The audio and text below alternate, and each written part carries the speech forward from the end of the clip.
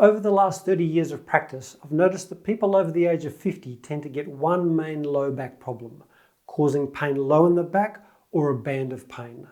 So today I'm going to show you how to tell if you have this problem, what causes it, and 4 quick exercises to fix this problem for good. The lumbosacral joint is the lowest joint in the spine and the most prone to become stiff and irritated, especially over 50 as we start to get a bit of wear and tear in the spine. You can tell if you've got a restricted, painful lumbosacral joint if you get pain or trouble straightening up after sitting, pain with bending and lifting, pain or stiffness while sitting and trying to put on socks and shoes, a stiff sore back first thing in the morning, or for some people, pain rolling over in bed. The lumbosacral joint gets jammed out of its normal position if our back sags backwards as we sit, especially on couches or sitting in bed. So if your low back hurts, never sit in bed or lift your feet up while sitting, as these make our back sag backwards further. Instead, always sit right back in your chair and support the natural arch of your back. Here's how to fix it. If sitting sagged back jams the lumbosacral joint, we can stretch it the other way. This first exercise moves the joint back in the direction of its normal position and can sometimes provide relief in as little as 30 seconds. To do that, lie face down on a firm surface and firstly test what it feels like to lift up onto your elbows. If this hurts your low back, you may have an inflamed back, so skip this exercise and move on to the next one. If that feels good though, or just a bit stiff, relax into that position for 30 seconds. Try to keep your head up, but don't feel like you need to look straight ahead. If you find it a bit much to hold yourself up for 30 seconds, you can lower down for a little break every now and then. Aim to relax in this position each night for 30 seconds to undo the effects of sitting each day. Over time, you can gradually build up to 1 minute and even add a little foot movement if it feels good, bending one leg at a time and gently rotating it across the other leg. Next, we want to open the joint up to loosen it, and the best way to do that is with rotation. This mimics the way chiropractors, osteopaths, and some physiotherapists release this joint in practice.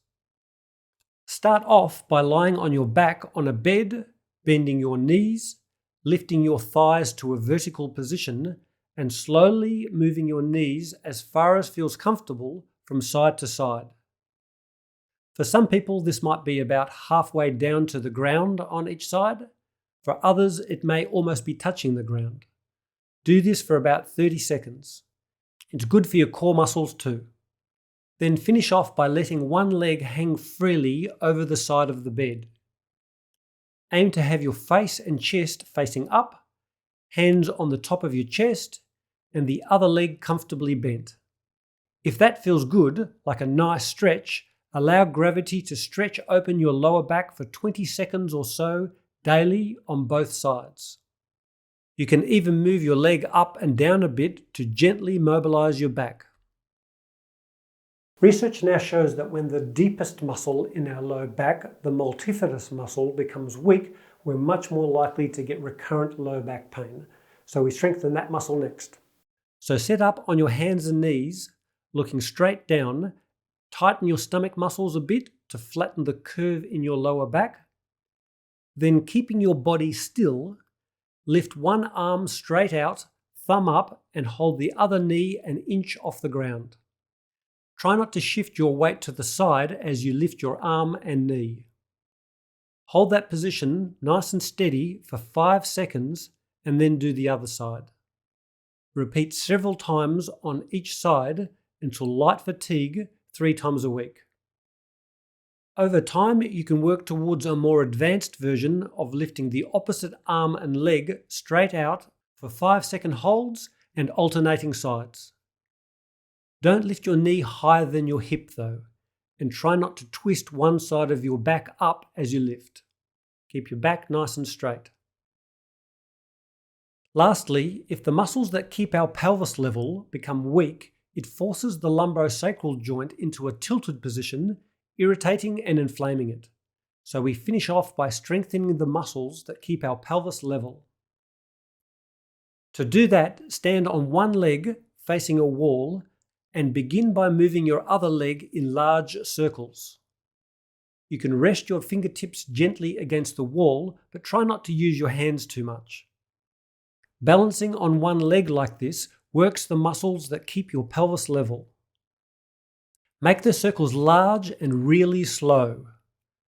Do that until you feel a light fatigue beginning in your outer pelvic stabilizing muscles, and then do the other side.